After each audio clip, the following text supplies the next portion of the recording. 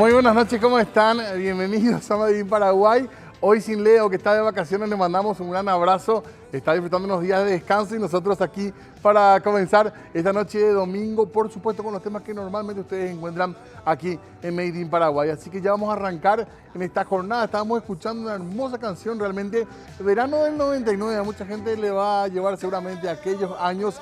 Esta muy buena canción que estamos viendo en esta linda animación también que tiene, que es de Villagrán Bolaños, con la colaboración de los Cachiporros. Excelente realmente la propuesta, especialmente para esta hora que la gente estará llegando seguramente de algunos destinos turísticos de nuestro país, para matar un poco el domingo con buena canción y por supuesto informarnos en esta noche aquí en Made in Paraguay. Gracias a toda la gente que labura con nosotros acá en este domingo. También gracias a Leo por la oportunidad de estar aquí en su programa y para hablar justamente de un tema muy actual y que mucha gente lo habrá visto ahora, seguramente si estaban viniendo por la ruta, por la Ecovía, por alguna ruta del Chaco también, tiene que ver con los incendios forestales. Es un mal que lamentablemente no podemos terminar, que mucho ya hablamos de incendios forestales en los medios, que muchas veces pedimos también conciencia, ayuda, colaboración, sin embargo sigue siendo un problema cada vez es además incluye graves daños ambientales que llevan muchísimo tiempo poder recuperar, que es lo que preocupa también. Así que le agradecemos ya a la gente del Cuerpo de Bomberos que está con nosotros acá para hablar de este tema como uno de los temas principales de esta noche. Ya le damos la bienvenida al capitán Gustavo Viera, que está con nosotros aquí para hablar del tema. ¿Qué tal, capitán? ¿Cómo está? Muy bien, buenas noches. ¿Cómo estás, Diego? Muchas gracias por acompañarnos. A la orden por ustedes. Días de mucho trabajo, cuando hace mucho calor para ustedes se complica, ¿verdad? Efectivamente, prácticamente todo el año tenemos este tipo de actividad, ¿verdad? Porque cuando hace mucho calor empiezan a desarrollarse los incendios en forma intencional o en forma accidental. Y también está con nosotros otra persona que está en el combate, ya nos van a decir los detalles del tipo de combate del que estamos hablando, cuando le saludamos también ya a Víctor Altenburger, que está con nosotros. Gracias, Víctor, por estar con nosotros también, muy amable. Sí, buenas noches. Gracias a ustedes por la invitación. ¿Cómo se llama la división de ustedes, los que hacen este tipo de...? Nosotros somos los bomberos forestales. Forestales, así. Una división del cuerpo, dentro del Cuerpo de Bomberos Voluntarios del Paraguay. O sea, para ser bombero forestal hay que hacer un curso primero, aprobar, por supuesto, ese curso, y luego ya pasa a ser combatiente de incendios forestales. Y esta división, digamos, actúa solamente en esta área de incendios o ustedes colaboran con diversos tipos de siniestros. De hecho que nosotros somos bifuncionales, somos bomberos estructurales y también forestales, ¿verdad? Dentro de lo que es el Cuerpo Voluntario de Paraguay, la especialización en incendios forestales es una especialización y va a una unidad que es la UFIR, que es la Unidad Forestal de Intervención Rápida, que es el grupo élite de combatientes forestales dentro del Cuerpo Bombero Voluntario de Paraguay otra vez. ¿Y los bomberos forestales tienen un cuartel o están distribuidos en diversos cuarteles? ¿Cómo es su sistema de trabajo? Estamos distribuidos en distintos cuarteles y tenemos el cuartel de la UFIR que está en el kilómetro 5 cerca del ISO, ¿verdad? En la Escuela Nacional de Educación Física. Ajá. Ahí tenemos la base de la UFIR, ¿verdad? Pero en todo el país, en los cuarteles, están distribuidos los bomberos forestales. Bueno, vamos a hablar un poco del trabajo de ustedes, pero también me gustaría hablar un poco cómo, porque eso a veces a los chicos, a los más jóvenes también les interesa, ¿verdad? ¿Cómo se despiertan en ustedes, digamos, la vocación de ser bombero? Que para muchos bomberos tengo entendido que incluso es como su rol principal, incluso sobre el trabajo del sustento, digamos, el hecho de ser bombero como una identidad. ¿Cómo se despertó en usted el tema? El deseo de servir, sí. El deseo de servir a la comunidad. ¿Y de chico te pasó, Víctor? De una manera organizada, sí, la verdad que sí. Solamente que en mi comunidad no se contaba todavía en esa época. Yo soy bombero hace 22 años. ¿De dónde sos? Yo soy de Villa Ayes. ¿Y en Villa Ayes no había? No, en esa época no había. Recién en el 2002 se abrió la Academia Nacional de Bomberos allí y ahí tuve la oportunidad de hacer la academia, ¿verdad? ¿Y con cuántos años? 28 años. ¿Y en el entorno familiar qué te dicen así? Y me dijeron que o sea, mi familia me apoyaba así solapadamente, ¿verdad? Pero no eran un 100%. Nadie o sea, te hacía tanto la liga. No, nadie decía no, porque algunos ya éramos todos profesionales en lo que estábamos haciendo en la academia, pero igual teníamos que pasar por el riguroso entrenamiento y más cosas, y a muchos eso no les gustaba, ¿verdad? Pero eso influye en nuestra formación y en nuestra preparación, tanto mental como física. Entonces sí o sí es un proceso que uno tiene que pasar, ¿verdad? Y así como dijo el capitán, nosotros, los bomberos forestales, estamos distribuidos en todos los cuarteles del país. Ahora prácticamente cada cuartel del Cuerpo de Bomberos Voluntarios del Paraguay tiene una brigada como mínimo para el combate de incendios forestales.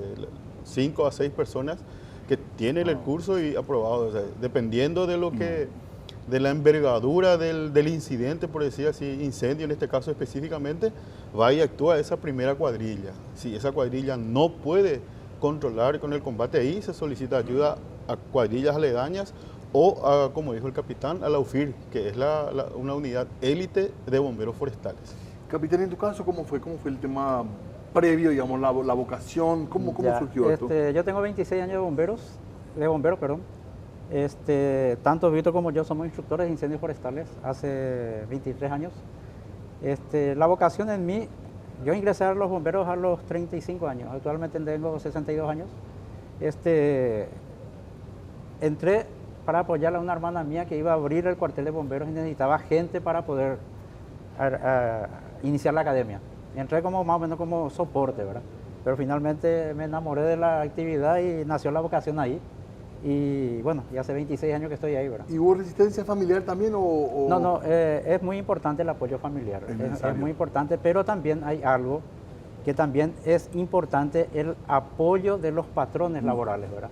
Porque en mi caso, por ejemplo, no sé si puedo decir dónde estoy en la cooperativa multiactiva Capiatá, ¿verdad? Como funcionario, y tengo muchísimo apoyo de la gente, ¿verdad? Cuando hay un incendio muy grande, ellos mismos me dicen, capitán, cuando quieras irte, por favor, estamos abiertos a que salgas, ¿verdad? ¿Ustedes tienen algún tipo de protección laboral? ¿La ley incluye algún tipo de incentivo para las empresas para que tengan en sus plantillas bomberos? No. Porque uno ve en los lugares donde hay un bombero, siempre muchas empresas aprovechan esto, ¿verdad? En el sentido que es la persona encargada de dar los cursos, primeros auxilios, tener siempre a alguien en la mano también. Podría ser un incentivo interesante para las empresas tener bomberos voluntarios. De hecho, que en algunas empresas aprovechan aprovechan la buena manera, sí. Aprovechan el conocimiento que tienen sus personales para capacitar a los demás personales, ¿verdad? Los operativos de simulacro, en muchos momentos, ¿verdad? Sí, pero como esto es un hobby que nos gusta tanto, ¿verdad? Entonces, para nosotros esto no es un trabajo. Mucha gente piensa que esto es estresante para nosotros. En mi caso particular es desestresante, ¿verdad? Porque ir a combatir, ir a agarrar la bestia que es el fuego, ¿verdad? Y a ver cómo uno lo puede dominar, tratar de vencer, cosas así. Es realmente toda una estrategia que uno se plantea, ¿verdad? Pero es muy relajante, ¿verdad? ¿Y cómo se encara el tema en cuanto a lo que es la comunicación de esto? Porque vemos que todos los años se repite y lo que es más notorio, de repente hay lugares donde siempre hay incendios. ¿Cuál es el problema? ¿Qué falta? En el caso de Víctor, yo soy de Capiatá, sí. Pero en el caso de Víctor es lo que más incendios de grandes magnitudes hay, lo que es el Chaco. El Chaco. Sobre todo la falta de prevención. Existen campañas de prevención, pero que como vemos los resultados no son suficientes. Porque como usted está diciendo, sucede en los mismos lugares cada año. Ya podemos llegar a decir así de manera temeraria que se está volviendo cíclico esta situación, porque desde 2019 que estamos empezando con esos incendios de grandes magnitudes, ¿verdad? Nosotros sugerimos desde el punto de vista de la prevención que se establezcan otras estrategias no precisamente punitivas. Está la ley, como la vez pasada en el incendio de Choboreca, que se descubrió los causantes, se penó todas esas cosas, pero debería de existir otro tipo de prevención, de que existen, pero se tienen que aplicar. El incendio forestal, porque el incendio a veces en la casa o en la fábrica, por lo general escuchamos que responde a un tema eléctrico, ¿verdad? Suele ser como una gran causa, ustedes sabrán mejor que yo la estadística, pero en el caso del incendio forestal, ¿qué pasa? Porque es muy difícil que surja espontáneamente el fuego. Tengo entendido que puede pasar, pero es muy difícil que ocurra. En forma natural, a consecuencia de rayos, porque el viento golpea los cables y esos chispeen y caigan las chispas sobre el pasto seco. Sin intervención humana, digamos. Sin intervención humana, ¿verdad? Esas son las causas naturales, ¿verdad?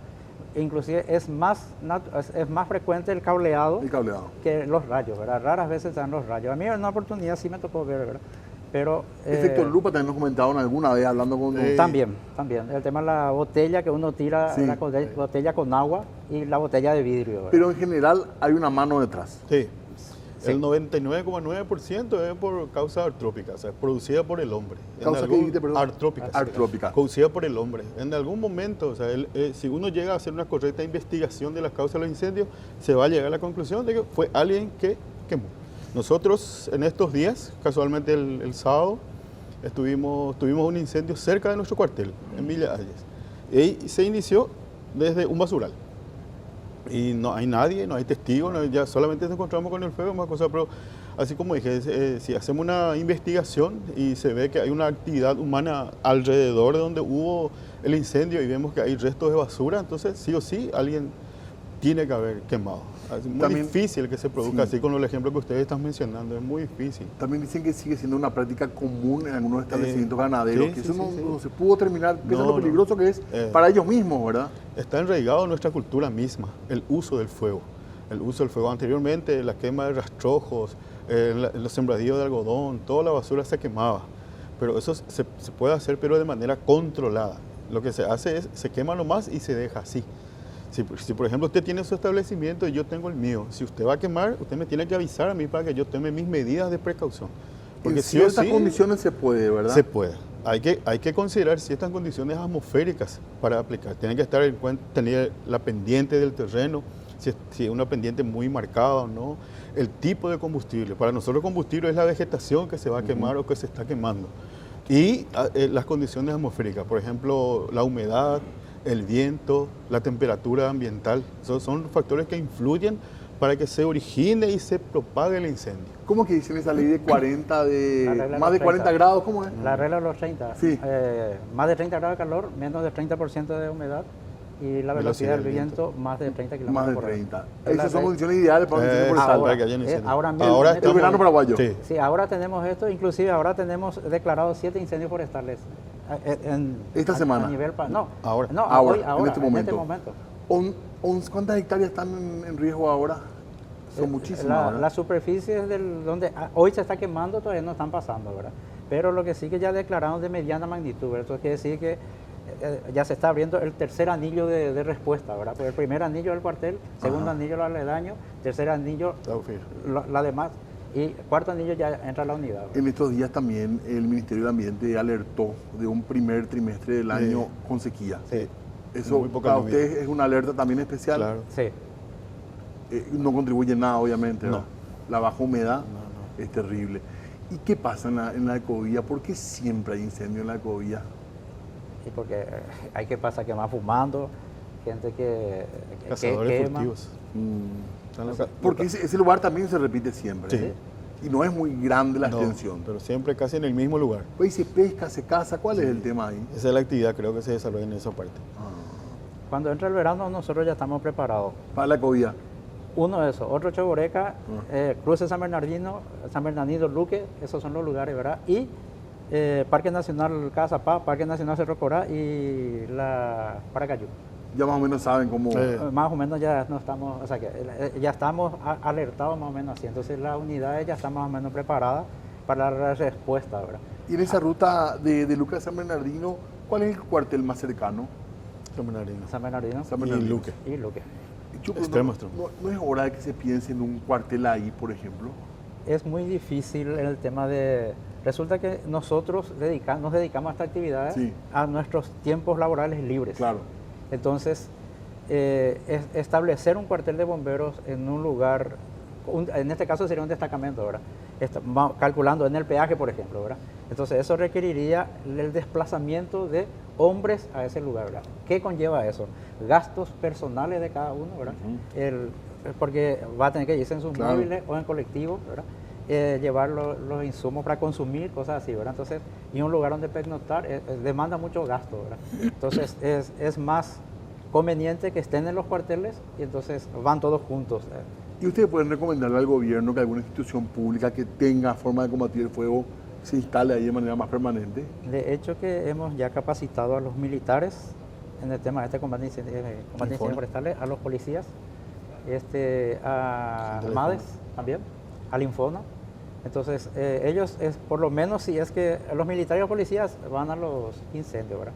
Pero tanto MADES como Infona lo que hacen es el apoyo de cuando se abre la mesa de comando de incidentes, ¿verdad? Entonces, ellos nos apoyan con la parte logística, ¿verdad? Y la SEM, que es la que está siempre, ¿verdad? ¿Y quiénes tienen bomberos como tal, digamos? Porque la policía tiene un cuerpo de bomberos, ¿verdad? Sí.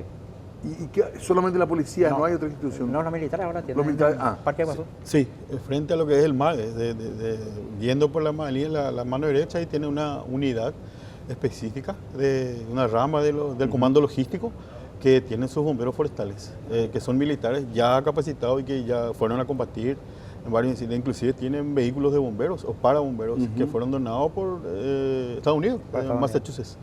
Ustedes se manejan también con donaciones, ¿verdad? Básicamente. Sí, Y sí. todo. Todo. A veces ustedes mismos donan. Exactamente. Sí, a otras compañías que están comenzando. O al camarada que está al lado, ¿verdad? Que por de escasos recursos que realmente no puede, entonces uno... Tenés que ayudarle. Sí. No, sí, porque es un compañero, un camarada. Claro.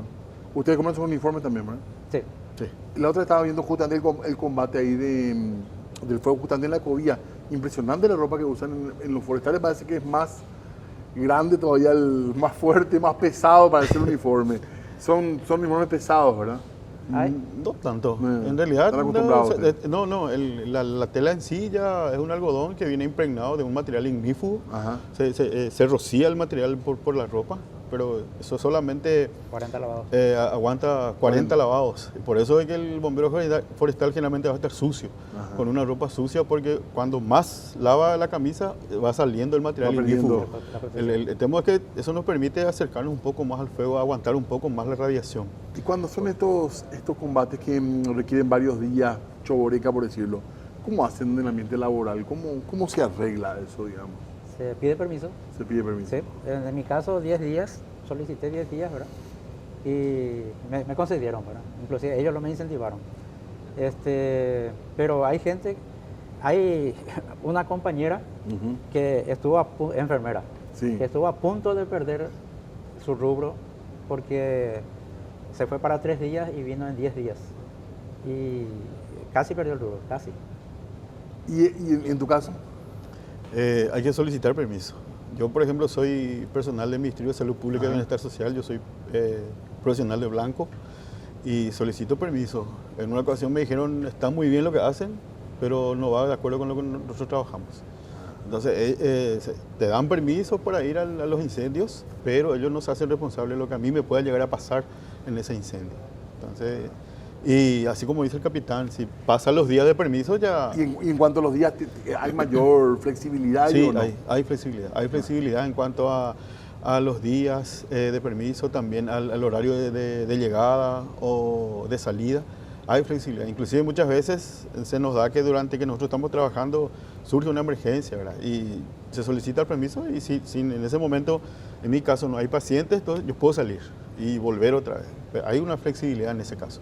Bueno, muy interesante todo lo que nos están contando. Gracias por el tiempo también de ambos. ¿Te puedo comentar algo? Sí, pero un ratito te hacen pausa. Dale. ¿Está bien, capitán? Ya, perfecto. Un segundito, porque quiero que me cuente después del corte eso. Hacemos una breve pausa, volvemos enseguida con más de Medellín, Paraguay. Seguimos nosotros acá en Medellín, Paraguay, hoy sin Leo, que está de vacaciones, pero estamos escuchando buenas canciones también. Nos dejaron y el equipo de producción encontró esta muy linda canción con la animación que tuvimos viendo al comienzo también de Villagrán con Cachiporro para ponerle un poco de música a esta noche de domingo. Estamos hablando de incendios forestales y estamos hablando un poco también del trabajo de los bomberos voluntarios. Uno recuerda esos días después del licuado Bolaño como que había una idea de que íbamos a vivir agradecidos, ayudando y cooperando con los bomberos. Lastimosamente eso también ya pasó y a veces incluso la actitud no es la mejor con respecto al trabajo de los bomberos, lo cual deberíamos reflexionar un poquitito también como sociedad con respecto a estos servidores que nos han salvado tantas veces ya. Así que le agradecemos siempre el trabajo, ahora que estamos hablando de eso.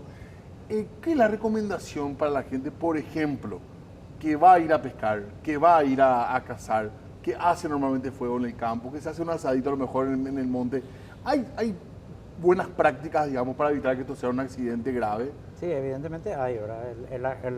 Lo que vemos en las películas donde se acorrala el fuego con piedras, entonces eso sí se hace, y una vez que se retira, echar agua y tierra, ¿verdad? Y no mover esas piedras, sino agua y tierra y dejar ahí, ¿verdad? Muchas veces la gente deja las brasas, se manda a mudar y eso es lo que muchas veces... No alcanza con la piedra. No. No, hay viento fuerte y esas chispas o pavesas que vuelan de ahí, entonces hacen de que se genere un incendio. Lo mismo en la parrilla incluso, ¿verdad? Lo mismo con la parrilla. Tambores, parrillas urbanas Exacto, incluso, ¿verdad? sí. Es mejor siempre tomar el recaudo de apagar bien. Apagar bien. Lo que nosotros le decimos en incendio forestal es hacer una liquidación. Una liquidación. No hay que dejar punto de calor, porque la gente deja, no, está humo nomás. Donde hay humo siempre va a haber una fuente de calor.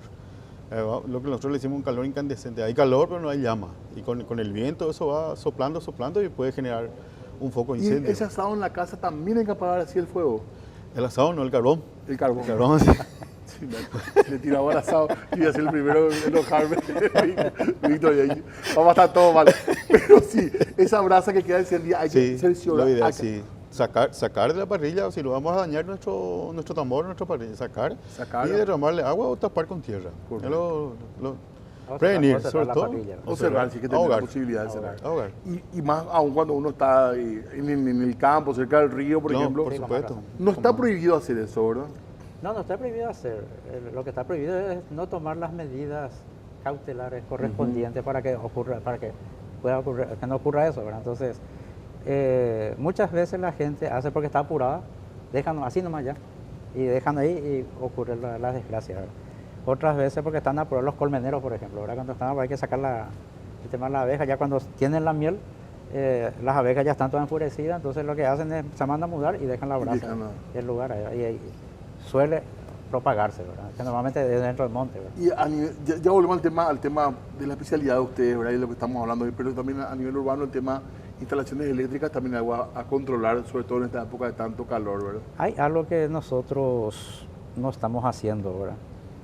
Y es como una lección por aprender. Los cables tienen sus aislantes. Esos cables pasados un cierto año se resecan y pierde ese aislamiento. Por eso en las casas antiguas muchas veces tenemos el fuego de cortocircuito por los cables viejos. No tenemos la costumbre de cambiar el cableado. No tenemos la costumbre de cambiar la conexión del gas a la cocina de gas, que cada 6 meses vence. No tenemos, ¿verdad? Entonces hay gente que tiene esa conexión de garrafa a cocina hace 6 años atrás, por ejemplo. Y esos 6 meses, en 6 meses vence. Me está dando vergüenza, capitán, de imaginar porque... No, pero muchas veces por desconocimiento y otras veces porque no lee las precauciones, ¿verdad? Estamos tan habituados, sí, ¿verdad? Entonces ya se conecta, nomás ya está, ¿verdad? Pero vienen las recomendaciones de su fecha de vencimiento, ¿verdad? Por algo tiene una fecha de vencimiento. Claro, el cableado también hacerlo de a poco, ¿verdad? Porque es un presupuesto el tema del cable, pero lo podía ir haciendo de a poco. Mucho gasto. Y verificar. ¿Qué falta a nivel de equipos? ¿Cómo están ustedes para encarar esto que van a ser 3 meses complicados de sequía y de calor? ¿Cómo está el combate forestal a los incendios a nivel general de equipo? En cuanto al combatiente de incendios forestales, ahora la institución hizo una adquisición, una inversión bastante buena entre lo que es equipos de seguridad y comunicación. Porque generalmente esa es nuestra falencia muchas veces, ¿verdad? No tenemos radio base, no tenemos las famosas handy. Ahora sí se está contando con eso y inclusive se puede establecer en el lugar de trabajo, en el lugar del incidente, establecer la comunicación para hacer una comunicación interna. Ahora en estos momentos sí los bomberos están equipados, no muy bien, pero con lo básico que tenemos que tener para combatir estamos equipados. Esos aviones, esos que vimos, las mochilas, los Bambi, ¿cómo está ese tema? Tenemos un Bambi Booker, un Helibalde de 800 litros o de 500. 800 litros que había donado, ahí 2 donó, pero uno se desenganchó y cayó al río y chao, ¿verdad? Pero quedó uno. Y con eso una ayuda muy fuerte, ¿verdad? Que realmente es un gran soporte, pero falta más. Los aviones que contrata la CEN, estos aviones de 2000 litros de descarga, también es muy bueno, pero falta más. ¿Deberíamos tener aviones propios para eso? Sí. Deberíamos. O sea, podríamos hablar con la autoridad y hinchar con eso, exigir que tengamos... Sí. Para estos casos sí, porque estos casos que estamos teniendo son de incendios de avance muy rápido porque si nos relacionamos un poco con la ecología propia de nuestros territorios, por decirlo así, hay un tiempo que hay demasiada lluvia y la vegetación crece exuberadamente y que nadie ni siquiera limpia. Ahora, donde nosotros nos vamos a encontrar impresionante la cantidad de combustible que hay que se va a quemar. Y ahora con los días de sequía eso se va a quemar rapidísimo. Entonces, muchas veces ese tiempo de respuesta no da. El tema con los aviones está en el costo. El movilizar una aeronave. ¿Son de la CEN o son privados, son militares? Son privados. Son privados de una empresa que se llama Elitáctica, que se le alquila no sé cuánto, ¿verdad? Pero la CEN es la que se encarga de alquilar esos aviones. Muchos nos preguntábamos cuando se anuncia que el gobierno va a comprar aviones de combate que pueden ser necesarios, ¿verdad? Para una eventual guerra o el combate a algunos males que hay. Pero ¿por qué no tenemos un avión hidrante? Lo ideal sería... Cada uno tenemos nuestras especialidades y cada uno sabemos las necesidades de acuerdo a la especialidad y requerimiento que tenemos ahora. Pero lo ideal sería que cuando van a adquirir un avión hidrante, ¿verdad? Lo bueno sería que consulten a los que saben las especificaciones Para comprar bien. técnicas para comprar bien. Y no traer un avión Hércules que te derramaba cajitas de agua, que no servía para nada. Ya pasó eso. Sí, ya pasó con el avión, el Hércules uruguayo que vino. Famoso. Que no era el propio para nada. No, Qué notable. desde un principio, Se de cuando dijo. llegó. No, nosotros ya, Víctor y yo estábamos hablando de eso, ¿verdad? Y qué lástima que no consultaron, ¿verdad? Que no da gusto tampoco decir eso, ¿verdad? Porque Pero en el momento cuando uno está, es apasionante, es desestresante, como mencioné, ¿verdad? Pero es preocupante, porque si se llega a escapar el fuego y va a comunidades y se convierte en un incendio de interfase, donde del forestal pasa a lo estructural, eso sí es preocupante, ¿verdad? Y hoy día ya no tenemos comunidades alejadas de los montes, tenemos comunidades prácticamente dentro de los montes, ¿verdad? Entonces es una preocupación muy grande en el cual nosotros tenemos la prioridad y la necesidad de cuanto antes poder sostener ese incendio, ¿verdad? Y tratar de extinguir, ¿verdad? ¿cuál es la reacción ante un incendio que uno puede ver en un lugar de tipo forestal, por así decirlo? ¿Cuál sería la primera reacción? Susto. Susto. Susto porque muchas veces, así como dice el capitán, nosotros queremos dar respuesta, pero no tenemos cómo.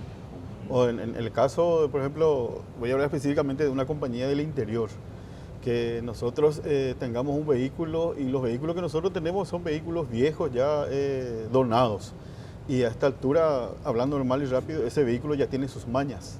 A lo mejor él Claro. sabe manejar ese vehículo, pero yo no puedo manejar. Y yo estoy en el cuartel, pero no puedo dar respuesta. Entonces, así como dice Gustavo, va a ir creciendo más rápido ese incendio. Lo ideal es llegar lo más rápido posible y con todos los recursos y liquidar. ¿Cuántos Pues, son ustedes los pensa- forestales? Actualmente 4.772 bomberos dentro del Cuerpo Voluntario de Paraguay. A nivel país, que nosotros, casi el 98% de los bomberos forestales del país, Víctor y yo formamos. Y, porque como mencioné, somos instructores, ¿verdad? Y estas, en total son casi como 11.000 bomberos por ahí, En total. de todas las instituciones. De todos los cuerpos de bomberos. De Sí, todos los todos los cuerpos bomberos militares y policías. El cortafuego, así es más o menos el paso, ¿verdad? Hasta que se pueda combatir con agua, que no es siempre lo primero que se hace, ¿verdad? Es una técnica, el contrafuego es una técnica que se usa y no todas las veces se puede usar. No todas las veces están las condiciones atmosféricas Para y hacerlo. topográficas para hacerlo. Ajá. O sea, eso por eso el que va a hacer contrafuego tiene que ser una persona que entienda mucho lo de eso. Y el tiempo de recuperación de los lugares que pasaban por los que pasó el fuego suele ser largo. Sí, Ustedes. muchísimo. Depende del tipo de Muchísimo. vegetación. Depende- ¿verdad? Hay lugares Y- irrecuperables, ¿verdad? Hay lugares que son irrecuperables. Yo puedo hablar por experiencia en la zona del Bajo Chaco, la zona donde específicamente no me acuerdo el año, pero esa vez que falleció el señor sobre el caballo queriendo escapar del fuego. ¿Verdad? Esa es una zona bastante árida. Y después de que eso ocurrió, yo hice un viaje ahí después de un mes por ahí y todavía estaba todo negro, era totalmente como esas películas de terror, el paisaje que uno observaba, con los árboles todos secos, todo quemado. Y lo que pasa es que no hay humedad para que haya una pronta recuperación de ese combustible. ¿Y la fauna? La fauna muere. Fauna Se ve también mucho eso. se ve Lo- mucho. Sí. lo que no puedo escaparse. Muchísimo, en el mismo. Y lo que pasa es que son lugares, por más que el Bajo Chaco sea uno de los más húmedos, no hay tanta lluvia. O sea, llueve muy pocos milímetros y no es suficiente para que ayude a esos microorganismos para que puedan recuperar la vegetación. Es muy difícil. ¿Ustedes tienen algún tipo de ayuda en el sistema de salud o algún tipo de seguro? ¿Con qué cuentan los bomberos? IPS, cada IPS. uno de Por nuestro por trabajo. Por el laboral, trabajo. por el trabajo. Por el trabajo. ¿El cuerpo de bomberos no tiene una protección de ningún tipo? No. No. Es más cuando vamos como de apoyo al extranjero, como para ayudar a Sí. otros países, Solicitan eso. nos exigen que tengamos un seguro internacional médico. Y muchos no van porque no tienen ese seguro, ¿verdad? Vos tenés que pagarte. Normalmente sí, ¿verdad? Pero la institución en sí no puede devengar ese gasto porque no está dentro de su presupuesto, ¿verdad? ¿Y se considera un público de alto riesgo, digamos, el bombero para una compañía así aseguradora? Y de repente si se consigue, sí. No, porque pienso que sería muy bueno también hablando un poco de las empresas. No, ¿verdad? claro que sí. Pero lo Por ideal tanto que agradecemos un poco de Sí. ayuda efectiva, tampoco nos Tangiblemente. estaría Claro, porque si no es puro verba también. Y sí, o sea, el papel, como suele decir Víctor, ¿verdad? El papel aguanta todo, ¿verdad? Llevarlo a la realidad es ya otra historia. Ya. Si tuviésemos que hablar de prioridades, sería primero, porque me gustó eso, ustedes arrancaron hablando de la conciencia, lo primero la educación, que tenemos que insistir en un trabajo entre todo eso, ¿verdad? Para evitar los... La educación es lo más barato que hay. Porque el 99% dijeron son incendios provocados. Por provocados. Sí. Natural, muy poco. Natural va a haber muy poco, la mayoría va a ser provocado. Provocado en forma accidental o con intencionalidad. O con intencionalidad. También ya ha pasado, ¿verdad? Sí. Y también me estaban contando hace un ratito que se ha convertido en un problema el tema del cableado y el cobre. Sí. Porque también se sacan con fuego eso. Le sumamos otro factor también. Ahí entran los amigos de lo ajeno, que roban los cables, y la forma más rápida de separar el cable de la goma es quemando la goma. Y generalmente se hace en lugares ocultos, en montecitos o cerca de basurales, y es donde hacen, y ahí dejan sin control y el fuego continúa. Le estaba preguntando por la posibilidad de tener tanques que puedan suministrar agua en este tipo de lugares. Me estaban contando la experiencia en otros lugares. ¿Pueden contarle un poco a la gente eso? ¿Cómo se organizan, por ejemplo, en un país como Costa Rica? Sí, justamente eso te estaba comentando, es que en Costa Rica tiene una infinidad de parques nacionales. Su principal fuente de ingreso es el turismo. Y generalmente los incendios forestales se generan en los parques nacionales a causa de los cazadores furtivos y pescadores que entran en los parques nacionales. Así como dijo el capitán, hacen su cena, cocinan, no toman las condiciones de seguridad y el incendio se genera y se propaga. Generalmente en los lugares donde ellos tienen mayor asiduidad de incendios, construyeron unos embudos gigantes para juntar agua de lluvia y recaudar agua en aljibes. De manera que esa unidad que va a responder, que sea una autobomba o una camioneta con un tanque, tenga un sitio de abastecimiento cercano. Porque ese es el principal problema que nosotros tenemos, un lugar para abastecernos. Gustavo mencionó los tajamares de las estancias. Sí. El agua del tajamar generalmente es un agua sucia y no se puede cargar nomás en un vehículo, una autobomba, cargar por cargar nomás, porque corremos el daño de dañar la bomba, y eso genera otro gasto para esa institución que va a combatir.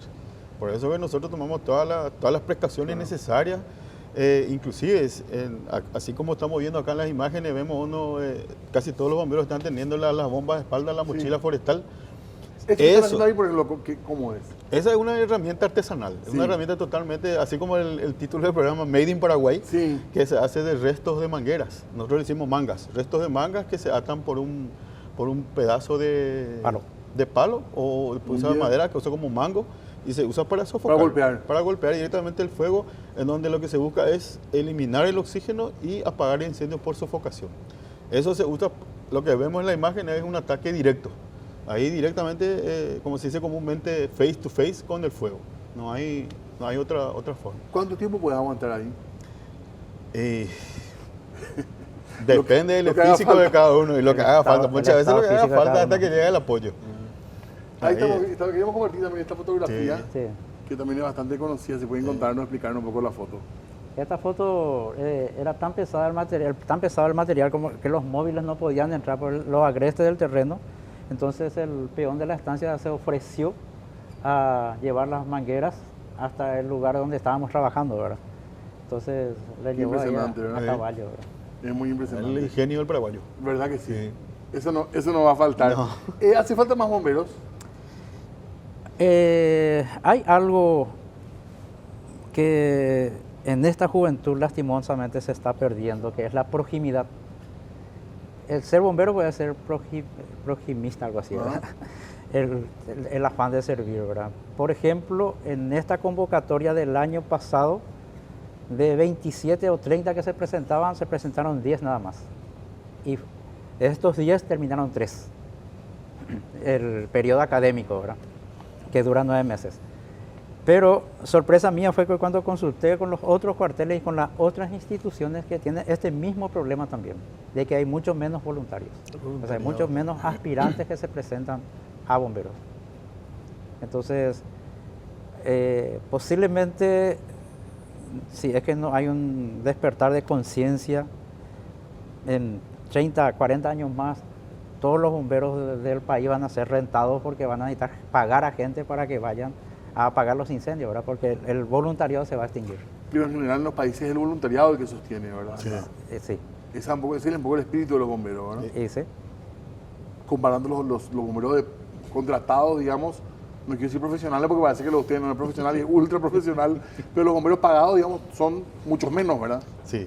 Pero yo soy bombero, fui bombero en los Estados Unidos, ¿verdad? Y de los 35 bomberos que estábamos en la estación de bomberos, 30 eran rentados, 5 éramos voluntarios. Y el tratamiento es lo mismo, la exigencia de las guardias es la misma, la única diferencia es que uno cobraba y el otro no cobraba. Pero entonces hay que tomar muy en serio el tema de Sí. buscar ciertos beneficios, digamos. Yo entiendo el voluntariado y totalmente de acuerdo con el voluntariado, pero por ejemplo el tema de un sistema de salud que puedan tener los que cumplen un rol social como el tema de los bomberos voluntarios.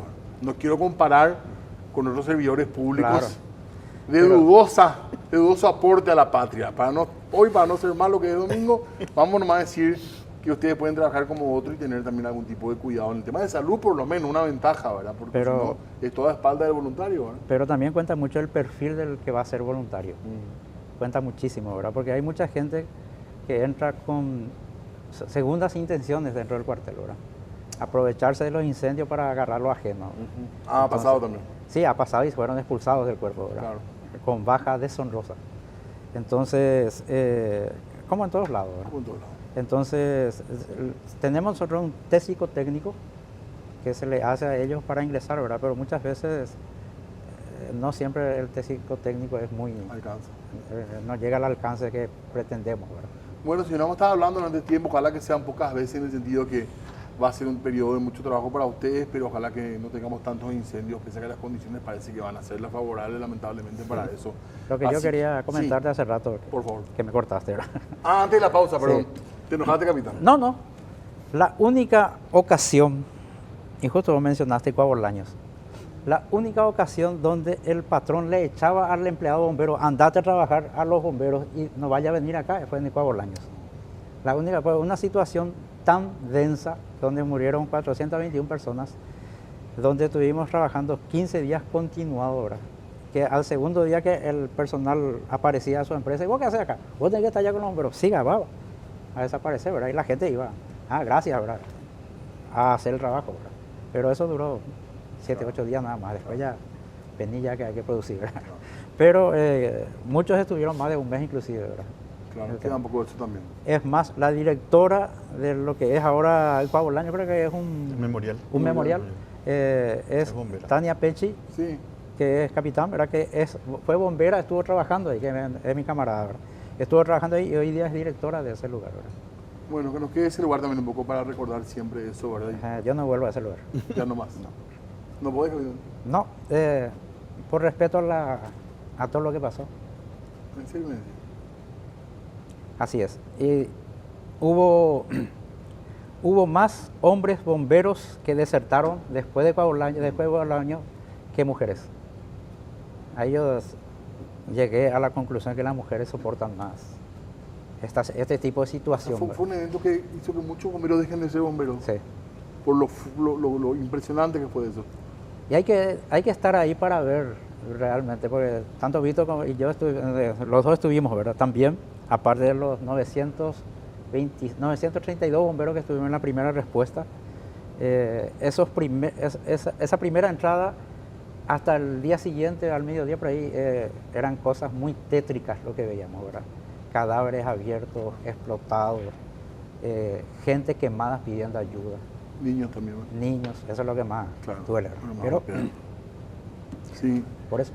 Y sí, creo que también los que estuvimos haciendo cobertura periodística también tenemos una marca, incluso los que no entramos al lugar, pero ahí enfrente al Tropicalísimo, ¿cómo se llamaba la? Sí. Sí, Una discoteca era el que estaba. Sí, Hay imágenes que probablemente se nos van a quedar grabadas todos, Y ¿verdad? ahí fueron todos los Bueno. cadáveres para ser abiertos, Así mismo. para que no reventaran. Muy impresionante. Sí. Bueno, fuerza para lo que viene. Gracias por su tiempo. El tiempo de ustedes vale oro, así que le agradecemos muchísimo. A las órdenes para cuando ustedes dispongan y los bomberos estamos a su servicio. Tenemos que hacer una pausa nosotros, va a ser un breve corte y hablamos enseguida con mucho más de Made in Paraguay. Muy bien, seguimos en nuestra noche de domingo, ya hablábamos con los bomberos, incendios forestales y tenemos una agenda muy interesante, les decíamos en el arranque del programa el día de hoy, porque vamos a hablar de algo que quizás no muchos estamos dimensionando lo importante que va a ser para la ciudad de Asunción y para el país el Museo de Ciencias que se va a levantar en nuestra capital.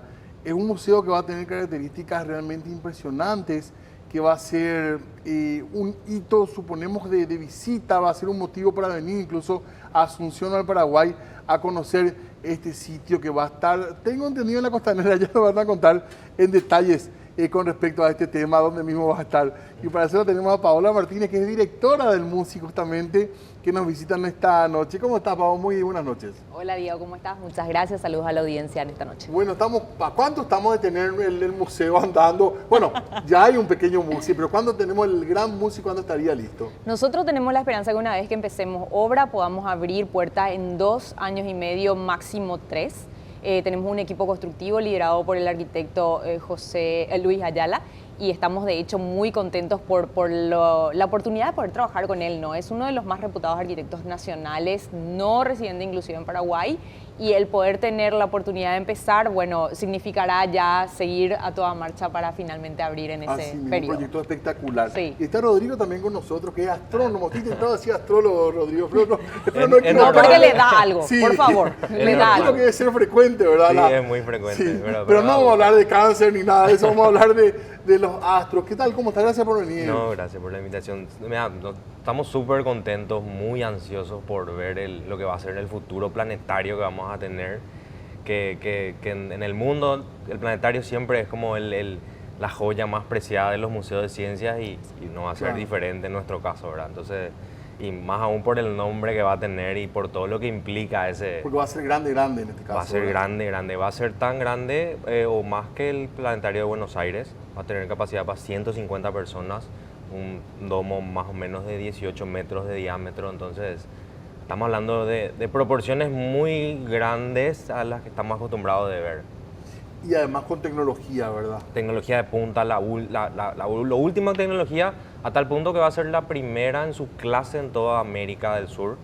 Entonces va a marcar un hito importante. Y esto, digamos, es interesante para gente, para el entusiasta, o es interesante para el científico también. O sea que es interesante para todo tipo de personas, porque para el entusiasta es como va a ser su nueva casa, ¿verdad? Al que le gusta la astronomía o el cielo en general. Sí. O sea, es el Disneylandia de la astronomía, básicamente. Y para las personas que, digamos, que quieren hacer algún trabajo a lo mejor más profesional, sí, es un nuevo espacio para mostrar cosas o para poder... Va a poder investigar por ahí. Sí, no sé si para investigar necesariamente, pero sí para mostrar el resultado de tu investigación con un nivel de detalle y con una calidad de primer mundo. Entonces es un nuevo espacio, y también es un nuevo espacio para las personas que gustan crear material audiovisual. Acuérdate, no solamente de astronomía en un planetario puedes hacer, no sé, un concierto, puedes hacer la presentación de, no sé, de una charla TED. Realmente la imaginación depende ya de lo que te puedas imaginar, puedes hacer dentro de un planetario hoy en día. Vamos a hablar un poco más de eso. ¿Cómo está el museo? ¿En qué momento está el museo ahora? ¿Ya tiene sitio, ya tiene lugar donde se va a levantar? Lo estamos viendo, sí, en este momento detrás tuyo. Ahí está. Es la Costanera de Asunción, está ubicado al lado de la Policía Urbana. En básicamente la salida del barrio Ricardo Brugada. Estamos ya absolutamente inmersos en el proceso de trabajo con la comunidad de La Chacarita. Entendemos que es una comunidad excepcional en nuestro país. No solamente es el barrio más antiguo de la ciudad de Asunción, sino aparte de eso también es la cuna de la guarania, es la cuna de las grandes avanzadas culturales que hemos tenido en nuestro país. En su momento, grandes ilustres figuras han vivido y han residido en La Chacarita, y por los devenires que han tenido suceso en la historia, hoy día quizás no es conocido por eso. Entonces lo que nosotros queremos es que La Chacarita sea conocida como el barrio del Museo de Ciencias. Estamos trabajando a través de una dirección de extensión comunitaria, desde donde... ¿Va a involucrar a la comunidad? Absolutamente, absolutamente. Eso es genial. Y esto ya lo venimos haciendo con visitas de las escuelas que están en el radio de influencia, a 1 kilómetro a la redonda de nuestro lugar de implantación, es el terreno en sí, y vienen a visitarnos a nuestros espacios de prototipado que están en el complejo textil, y actualmente lo hacen de manera gratuita. sus familias también a través de algo que llamamos tickets de barrio, que cada niño lleva y significan 5 entradas gratuitas para las familias de ellos a nuestros espacios. Y aparte de ellos, bueno, los consideramos seriamente para sitios o lugares de empleo que vamos a requerir con un requerimiento de unas 150 personas aproximadamente. Yo no recuerdo cuál fue el fenómeno que se convocó justamente en el Museo Textil un sábado a la tarde, que no dio abasto. No, fue espantoso. Fue un eclipse. El eclipse. Parcial. Pasamos mal, Diego. Porque si sábado es tarde, la gente fue a buscar un telescopio para ver un eclipse. O sea que realmente hay interés, ¿verdad? Es algo gracioso que pasa. Sobrepasó. Sí, realmente sobrepasó, no esperamos porque nos convertimos como en el núcleo del lugar para ir a mirar el eclipse, porque no había, o sea, nadie organizó, digamos, nada masivo. Y de repente nosotros nos encontramos en un eventito que queríamos hacer en el patio ahí de Textil y ahí habían más de 1.500 personas formando filas diferentes. En cada momento, digamos. No bajaba de esa cifra. Con mi hija, nosotros no nos quedamos, no pudimos, o sea, hicimos un cálculo que nos íbamos a llegar. Perdón. Sí, y entonces, bueno, hicimos una observación un poco menos. ¿Qué es un museo de ciencias? ¿Cómo le podemos contar a la gente? Porque estamos hablando mucho del planetario porque visualmente es muy impactante, el domo y todo. En las joyas, sí. Y un museo de ciencias yo suelo decir que es como un espacio donde vos llegás con preguntas y salís con más preguntas, porque te mueve la curiosidad para preguntar, no sé, cómo funciona, desde el cómo funciona eso hasta explicarme más técnicamente qué es lo que pasa acá detrás.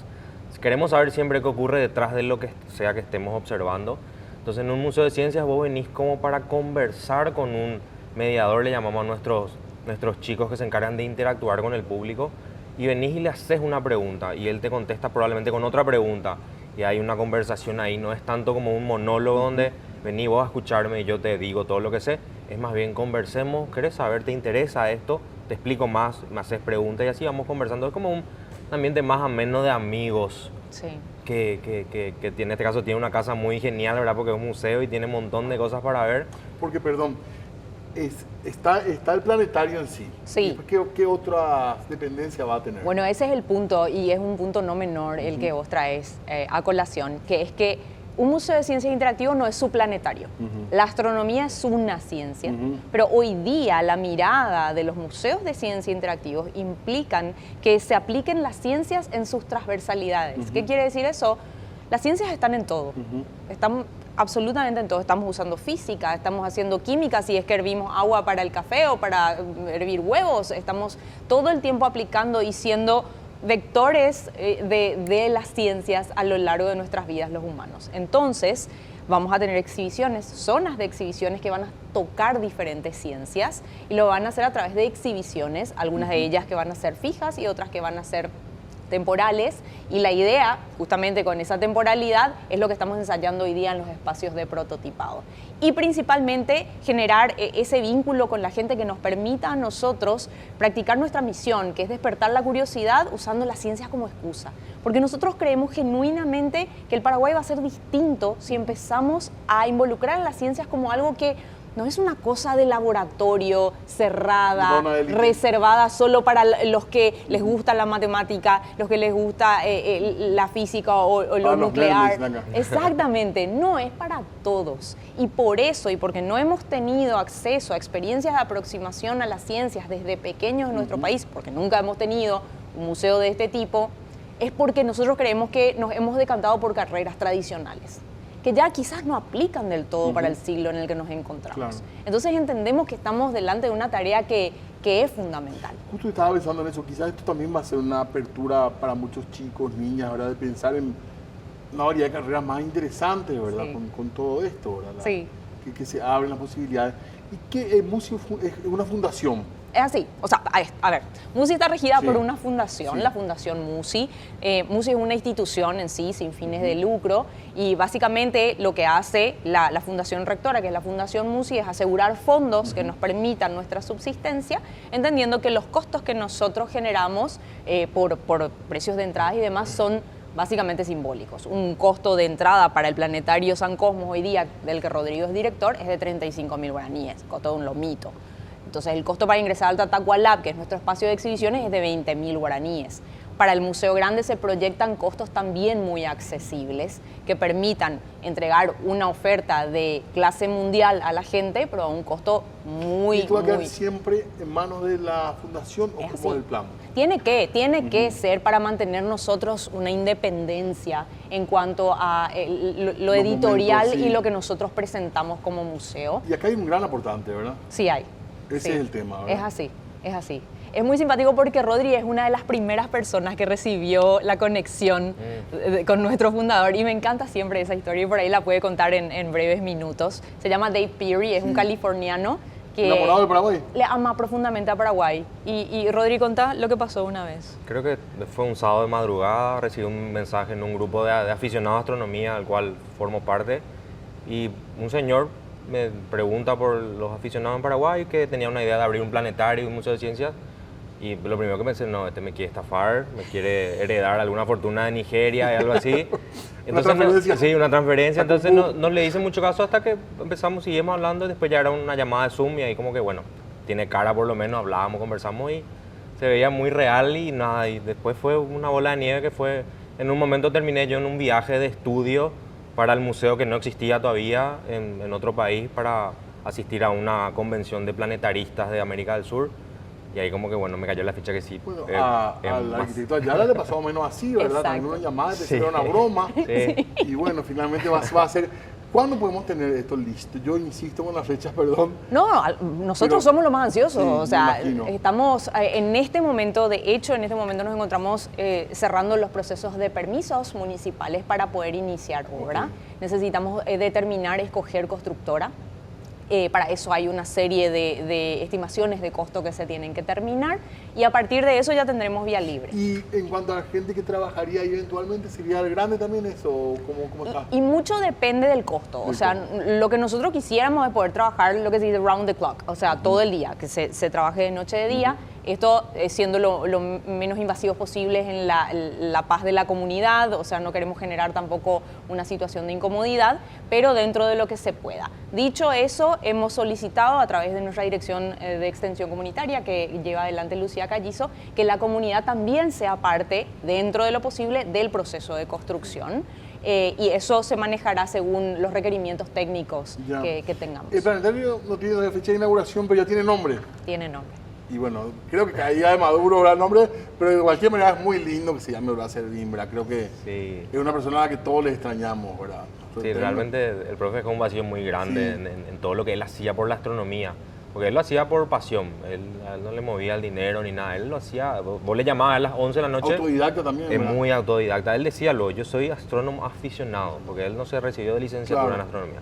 Entonces siempre recalcaba él eso, pero era muy apasionado.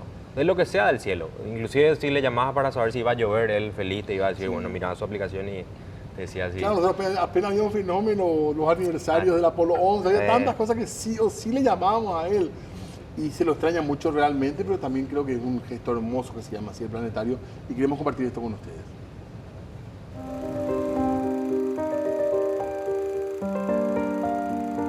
Algún día vamos a tener también acá un planetario así en Asunción. Eso debe estar lleno siempre, hay que trabajar.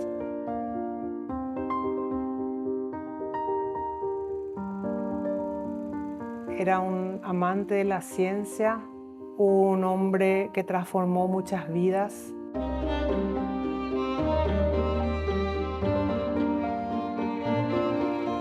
El profe Blas no solamente era un profesor de astronomía, sino que yo digo que era un maestro de vida. Era imposible no quedar obsesionado con todo lo que él te enseñaba. El tapir es el animal sagrado del pueblo guaraní. Pisa las hojas secas que pisa todos los días, brillan a la luz de la luna llena.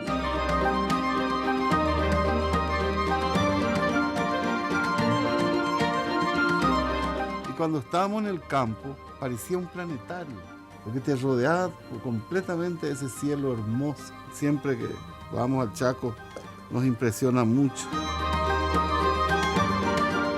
Blas es una persona súper amable, afable. Él siempre me decía, yo tengo que ser la frutillita de la torta. Era una persona muy simpática. Y él decía, bueno, de la astronomía pasemos a la gastronomía también. A él le encantaba comer.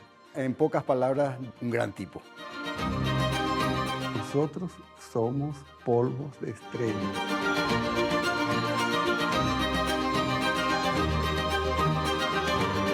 Su sueño era llegar alguna vez a tener, ¿verdad?, un planetario.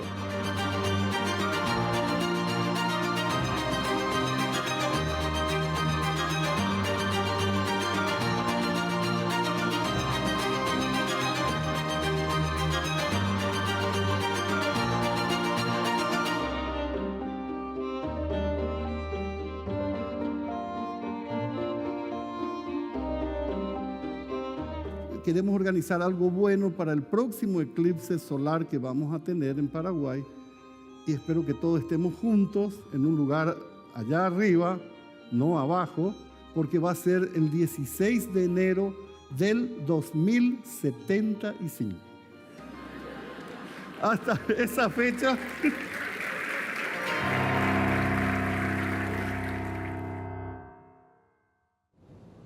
Bueno. Qué lindo recuerdo del profe Blas Servín, realmente, tantas consultas que le hemos hecho. Muy lindo el gesto también que se llama así el planetario. Les pido un segundito para hacer una pausa, para hablar un poco más de lo que se viene y contarle un poco más a la gente qué es un planetario, qué vamos a encontrar, qué vamos a poder hacer ahí, qué van a poder hacer ahí los chicos también. Breve pausa y volvemos enseguida. Muy bien, noche de domingo, estamos aquí en Made in Paraguay, le mandamos un saludo especial a Leo Rubín, el dueño de este espacio. Hoy le estamos tomando acá el Made in Paraguay y el próximo domingo también lo haremos. Así que descanse, Leo, que pronto también va a estar con todos ustedes. Nosotros estábamos hablando hoy del museo, el Museo de Ciencias que va a estar en Asunción, que es muy impresionante. Estábamos viendo recién un material sobre el profe Blas Servín. Estamos hablando aquí con Paola Martínez, que es la directora del MUSI, que, bueno, ya están trabajando, de hecho, como MUSI. Sí, es así. Nosotros arribamos al complejo textil y abrimos operaciones en noviembre de 2022. Entonces ya hoy día podemos decir que ya nos sentimos muy cómodos con el nombre de la etiqueta de museo. Al comienzo decíamos, este no es MUSI, esto no es, y decíamos, esto es un espacio de prototipado. Al comienzo éramos 6, los 6 originales, entonces y los 6 no perteneciendo al mundo de los museos, mientras rápidamente tipo Matrix se nos enchufaba información, formación, recibimos formación en museología, se nos empezó a hacer viajar en viajes de estudio complejos, largos, pero muy geniales. Y hoy día ya teniendo varias exhibiciones bajo el brazo nos sentimos más cómodos con la etiqueta. Pero digo, ¿cómo se formó un astrónomo en Paraguay? Y yo creo que la curiosidad es lo primero. Ser curiosos por lo que hay más allá de la Tierra, ¿verdad? Mirar hacia el cielo, a veces el tener un telescopio es uno de los primeros pasos, algún binocular, algún equipo para mirar arriba y después contactar con otros aficionados. Y ahí vas armando, digamos, tu red de personas que le gustan lo mismo que vos, básicamente, ¿verdad? Para poder compartir, porque, seamos sinceros, es una ciencia, es un hobby muy raro, muy atípico y que implica muchas veces madrugar o estar en altas horas de la noche, aguantar el calor, el frío, los mosquitos, el hambre. Entonces, porque pasas mucho tiempo mirando el cielo. Observando. Y en un planetario, ¿cómo que vamos a tener? ¿Qué se tiene en un planetario? Y en un planetario tenés principalmente shows de distintos temas, astronomía, de dinosaurios, de ciencias naturales, documentales, pero también puedes tener conciertos en vivo, una charla en vivo con alguna celebridad en algún otro país en tiempo real, no sé, ver un partido de fútbol. Ver un lanzamiento. Ver el lanzamiento de algún cohete. Claro. O sea, realmente abierto a la imaginación de lo que sea, una clase de yoga bajo las estrellas. Podemos pintar cómo está el cielo en el Chaco en estos momentos y hacemos una meditación bajo la pantalla, no sé. Pero lo que sea, realmente. Yo las pocas cosas que vi en el museo hasta ahora, creo que estamos muy acorde al tiempo en cómo los chicos se comunican, los adultos también, ¿verdad? Porque hemos visto muestras sobre bacterias, por ejemplo. Oh, superbacterias, sí, fue genial. Y le encontraba a todos los fermentadores del Paraguay, ahí los panaderos artesanales, los cerveceros. Era muy genial. Y es muy interesante porque te dan también un contexto, ¿verdad? Científico. Eso es algo muy interesante que fuimos descubriendo en el camino, que, así como te dije, abrís un lugar y van viniendo personas interesadas en lo que ellos hacen, y que van conectando con la exhibición que tenemos. Sí. El haber encontrado, por ejemplo, a los panaderos que, o sea, en la vida normal no pensás que eso es pura química. Nos relacionamos que ahí hay bacterias que hacen un trabajo, entonces es como su nueva casa para que ellos puedan dar a conocer lo que hacen. Entonces eso me parece súper genial. Es grande el predio, ¿verdad? Lo que se va a hacer a nivel de edificio es grande, ¿verdad? Es muy grande. No solamente el planetario en general, ¿verdad? Sí, estamos hablando hoy, que todavía no está del todo cerrado, Sí. pero estamos hablando de más de 14.000 metros cuadrados. O sea, bastante grande. Es muy grande. Estamos hablando de un espacio con espacios de exhibición a cielo abierto, un parque de agua, el planetario per se, por supuesto, las salas de exhibición, que son más de 6, un vivero del que se va a alimentar todos los jardines del museo en sí, un parque muy especial que está basado en las ecorregiones de nuestro país.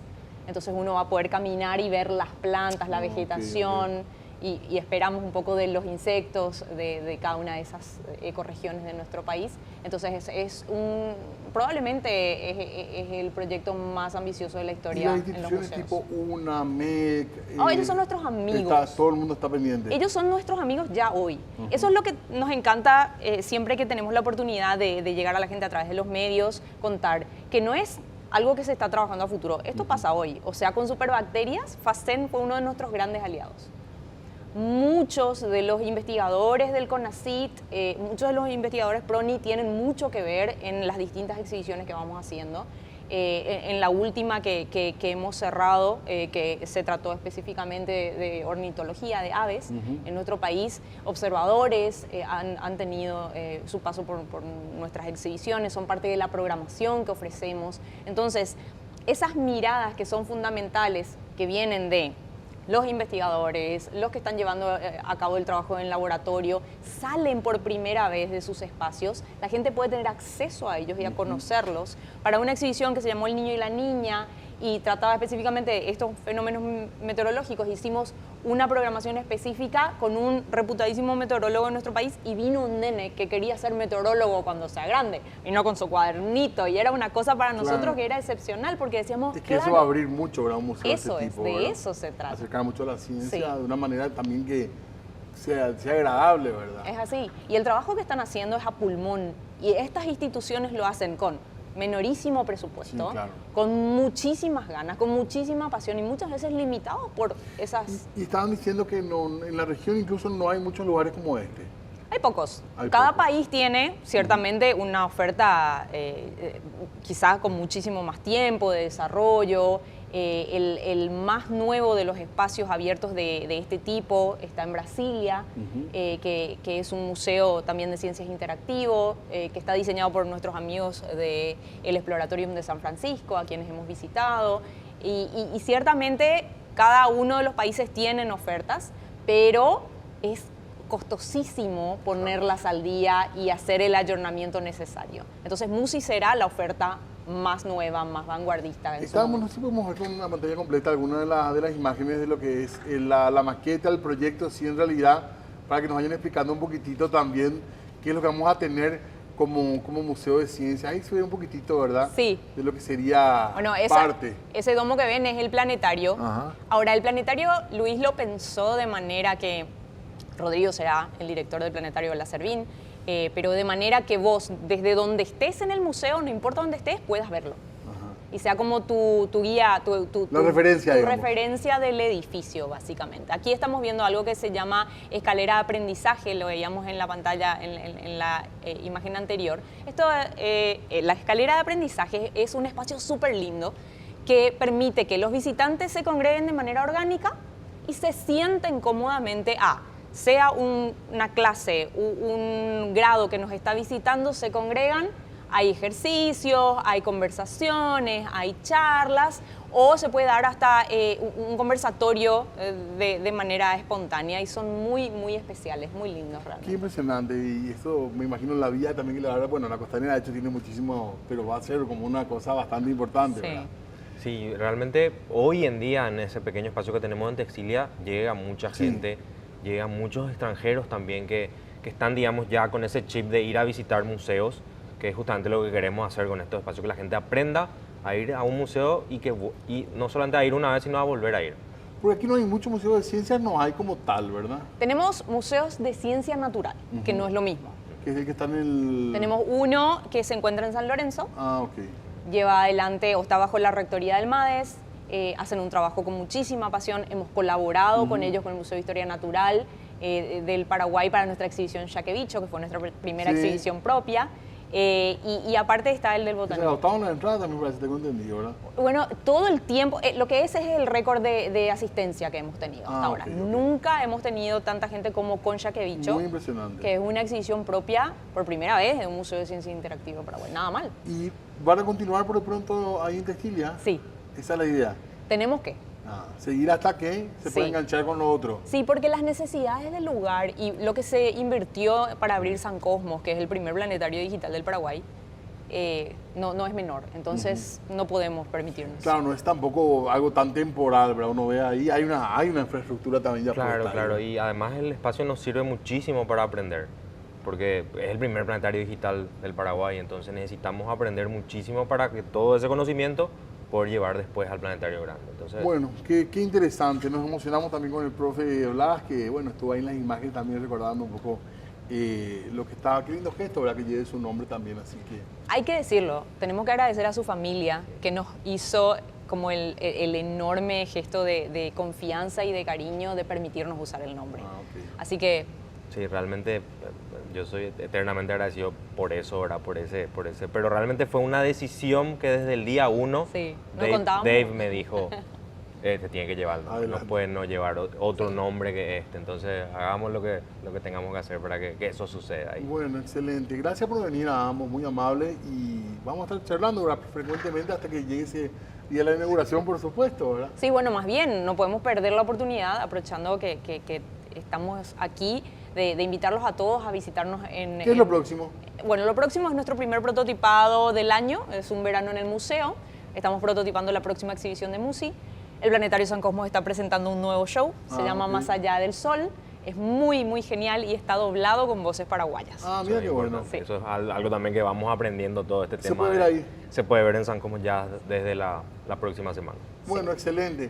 Gracias y que sea un lindo año. Muchas gracias. Tenemos que hacer una pausa nosotros, el último corte, y volvemos enseguida. Muy bien, estamos aquí nosotros listos también para compartir el conocimiento de la ingeniera Mercedes Canesi, que está presente como todos los domingos también acá con nosotros. Hola ingeniera, ¿cómo estás? ¿Qué tal? Te saludo así. Buenas noches. Sí, muy buenas noches. ¿Todo bien? Bien, pero no tanto como el gobierno, ¿no es cierto? Normalmente se habla acá de movilidad, se habla de temas vinculados al transporte, sí, a las rutas, a la energía también sobre todo, que mucho se viene hablando de esto. ¿Cómo está Paraguay, ingeniera? Yo creo que nos falta muchísimo todavía. Parece que tenemos la electricidad. Sí, tenemos energía hidroeléctrica, pero no estamos usando, es lo que menos usamos de acuerdo a cómo cerró el balance energético. Nos sigue faltando. Sí, pero vayamos al tema del día de hoy, porque tiene que ver con un regalo, así fue.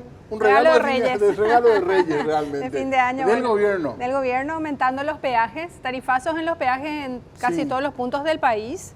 Entonces, el cuestionamiento que empezaron a hacer la ciudadanía, ¿verdad? Hasta 18.000 guaraníes por peaje. Antes se cobraba, te acordarás, 5.000 guaraníes solamente en un sentido. Así mismo. Después se hizo en los dos sentidos, después aumentó ya 10.000 a 15.000, bueno, ahora llega hasta 18.000, más inclusive comisiones si es que se paga por QR, por ejemplo, ¿verdad? Y estos aumentos del peaje ya generaron, vemos en la siguiente lámina, una reacción de la ciudadanía a manifestaciones en todos los puestos del peaje del país, porque afecta especialmente a los pobladores de la zona, claro, que al moverse diariamente ya tiene que estar pagando 18.000. Que deberían tener algún régimen, ¿verdad?, de beneficio. Inclusive había proyectos en la Cámara de Diputados para que dejen de pagar los que son locales, pero bueno, eso no avanza. Mientras tanto, la gente protesta por este aumento que es entre... Hay algunos casos en que el aumento está por el orden del 2-4%, pero en otros llega al 100%. El peaje es un tipo de impuesto que hay que utilizarlo en el lugar, digamos, ¿verdad? Sí, sería como una tasa. Vos recaudás ahí, tenés que usar ahí. Ahí debería usarse para mejorar la ruta. ¿Y se tendría que notar la mejoría? Claro, esa es la otra queja de la gente, ¿verdad? Que el mal estado de las rutas. Y sin embargo, los peajes, bueno, ahí tenemos Carmen del Paraná, por ejemplo, ¿verdad? Los peajes suben.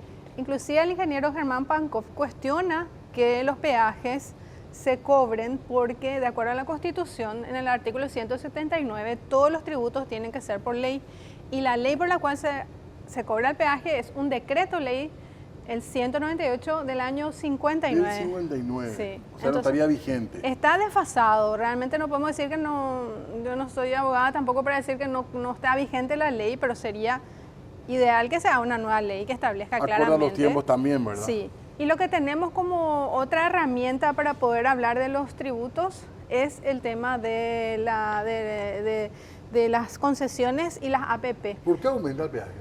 Bueno, y esa es, de acuerdo a la ley de APP y de concesiones, tiene que haber una justificación del aumento, una justificación técnica que hasta ahora no vimos que el Ministerio de Obras Públicas haya presentado. Entonces, están aumentando el peaje entre 5 y 100% cuando la inflación apenas fue del 3,8%. Ellos tienen que explicar por qué quieren un peaje superior a la inflación. ¿Cuál es? ¿Qué es lo que varió? Varió, no sé, el costo del asfalto, varió el costo de lo que cuesta la infraestructura, ¿verdad? De mantenimiento, no sé, están haciendo un mantenimiento extraordinario y por eso están aumentando. Bueno, tienen que explicar. Mientras tanto, nosotros nos quedamos como conclusión, Diego, que en la siguiente lámina, ¿no es cierto?, estas medidas de TAPE por A y de la APP, que son los que más presionan para que suba el peaje, parecen bastante arbitrarias, porque no hay una explicación técnica de por qué estén aumentando de esa forma. Y vemos que entonces las rutas privatizadas son las que tienen más peajes y a mayor precio. Y al último nos preguntamos, ya para terminar, si aumenta tanto el peaje, ¿por qué no aumentan los salarios y por qué no aumentan las jubilaciones? Si necesitan las rutas más dinero, debería pasar lo mismo con el bolsillo de los contribuyentes o de los que reciben una pensión también. Y si es por inflación, y bueno, la inflación también le afecta a los salarios, ¿verdad? Y si no es por inflación, que expliquen por qué están aumentando el peaje. Claro, esa sería un poco, nos quedamos con eso, digamos, como mensaje. Si es que aumentan los peajes, aumenten todo, también sería. Deberían aumentar los salarios, ¿qué les parece? No creo que estén de acuerdo. Gracias, Mercedes. Bueno, a vos, Diego. Nos vemos el próximo domingo. Nos vemos. Así será. Muchas gracias a todos también por el tiempo en esta programación de Made in Paraguay, que nos tendrá de vuelta el domingo aquí con todos ustedes. Quédense aquí, hay todavía mucho para ver. Nos encontramos el próximo domingo de vuelta a Made in Paraguay.